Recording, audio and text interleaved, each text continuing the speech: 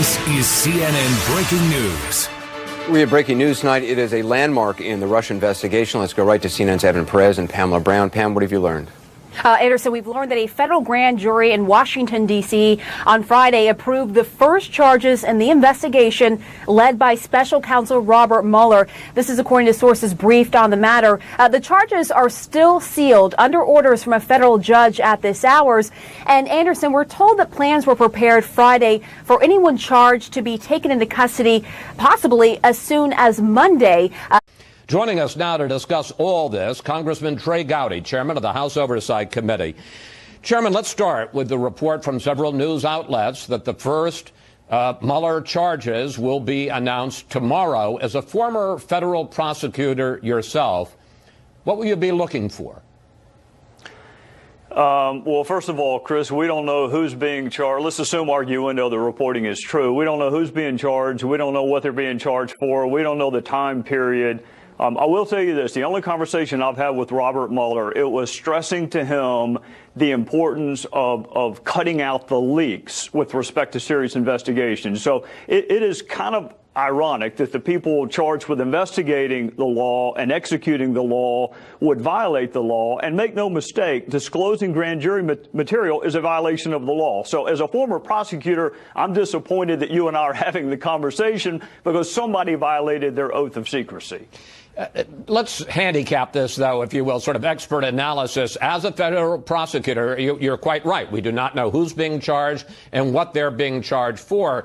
What, if anything, when we find that out, whether it's somebody close to the president, somebody further down, whether it's something related to Russia, or whether it's, in effect, an extraneous charge, not to say it's not a legitimate charge, but something like fraud or money laundering, what will that tell us about the Mueller investigation? Well, that little phrase in the memo from Rod Rosenstein, arose or may arise from the investigation. I mean, the reason you have that phraseology is if special counsel finds evidence of a crime that's unrelated to his or her original jurisdiction, you don't ignore it. But it's going to be really important whether or not this indictment involves 15-year-old business transactions or 15-day-old conversations with Russia. So it's really important what the charge is. It's really important who the person being charged is. One thing I don't get that excited about, although I do see a lot of reporting, is somehow or another you're going to be able to flip a witness and that witness is going to turn state's evidence on everyone else. If you didn't believe a witness yesterday, chances are great you're not going to believe that witness tomorrow, particularly if they're under indictment and have a reason to curry favor with the government.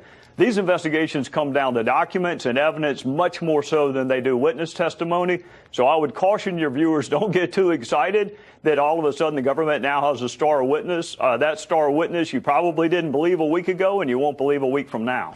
There have been growing calls from some Republicans to end the Mueller investigation. Some people say he's too close to Comey and the FBI and that he ought to resign. Some people say that when the Mueller budget for the special counsel investigation is presented to Congress to review next month, that they should cut off funding. Do you support any effort to either curtail or end the Mueller investigation? I don't, and I readily concede I'm in an increasingly small group of Republicans. I think Bob Mueller has a really distinguished career of service to our country.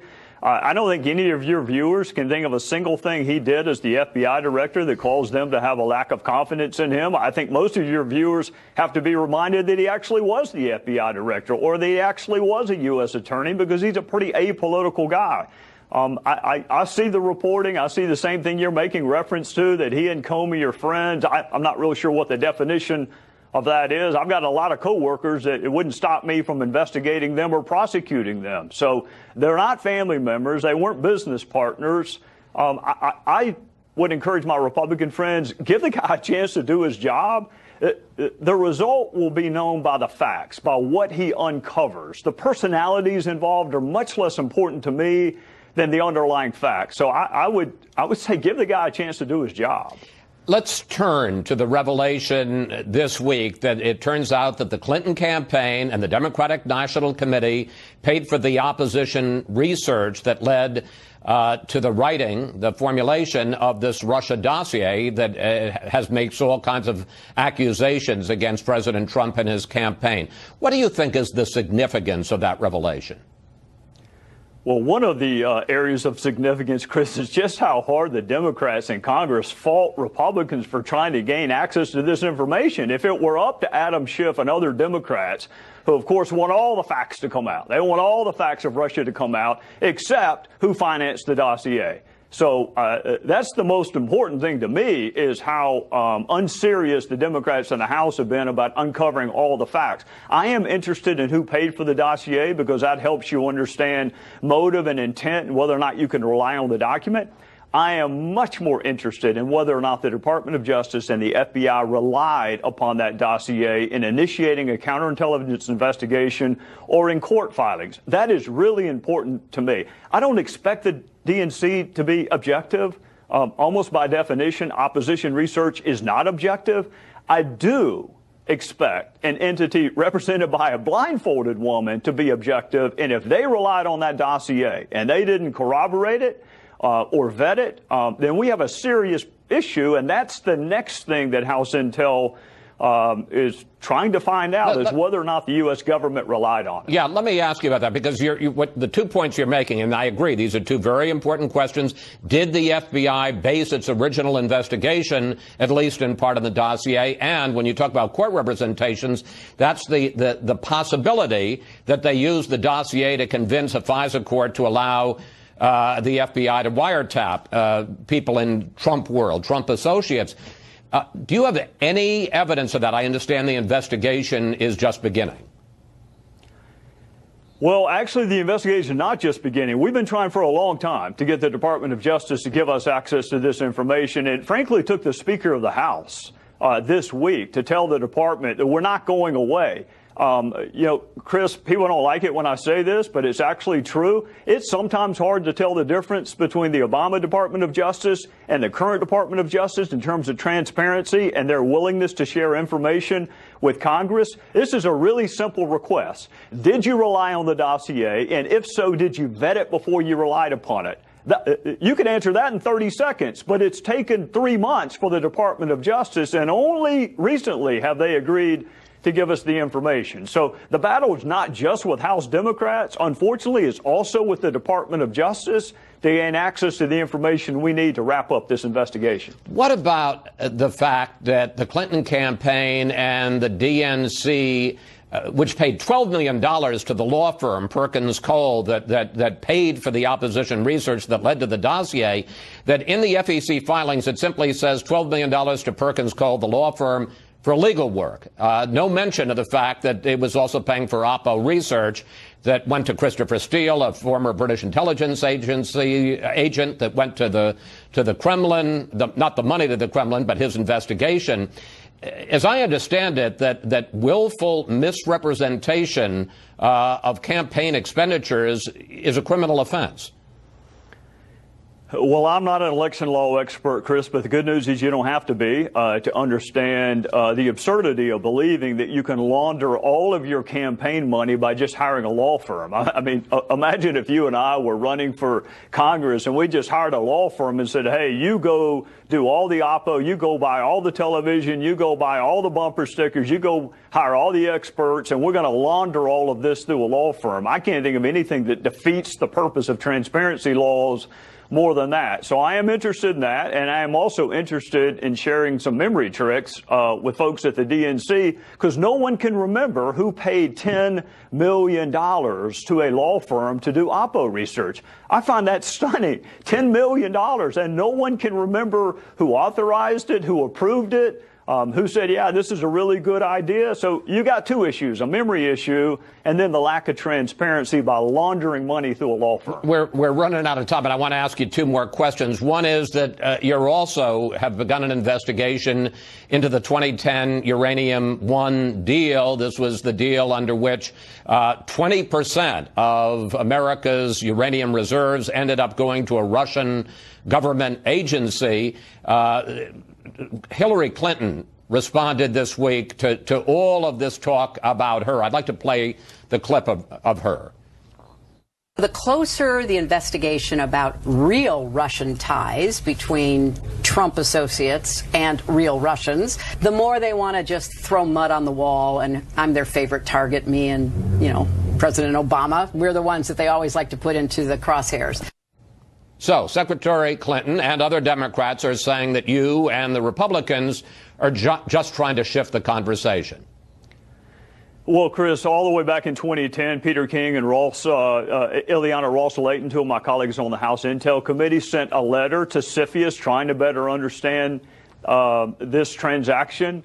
In 2015, the House Oversight Committee also wrote the Obama administration trying to understand what CFIUS did, whether or not they had all the information. But Chris, also keep in mind, we've spent most of 2017 trying to better understand what Russia did to this country in 2016, not to the Democrats, not to the Republicans, but to this country. So what we know is that Russia was not our friend in 2016. It's not that big of a leap to ask, I wonder if they were our friends in 2010.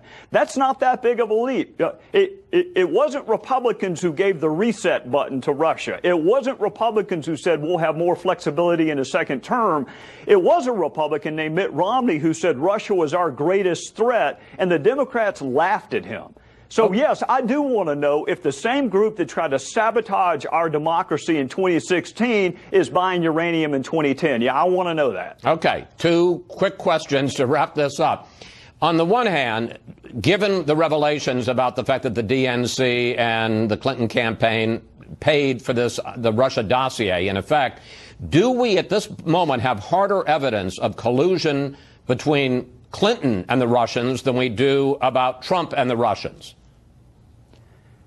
You know, Chris, there are 5 words that start with C: collusion, coordination, conspiracy, contact, and coincidence. And where this falls out in those 5 C's, I don't know. The word collusion has a criminal connotation to it. I think the premise of your question is accurate. For a long time, we've heard about all the ties between the Trump campaign and Russia, for which there is no evidence. And lo and behold, despite serious Democrat opposition, we have uncovered that the DNC was working with Russian actors to try to besmirch Donald Trump's reputation. So it's certainly interesting. Whether it's collusion, coincidence, coordination, I don't know yet. Right. And very briefly, we do know that, as you point out, the key is the Russians did interfere. They did hack the DNC files. They did hack and put out information about John Podesta's files. Don't we need to get to the bottom of that, too? I've spent the better part of 2017 doing that, including interviewing 3 witnesses last week, and I got a bunch more this week. Yeah, Russia's not our friend.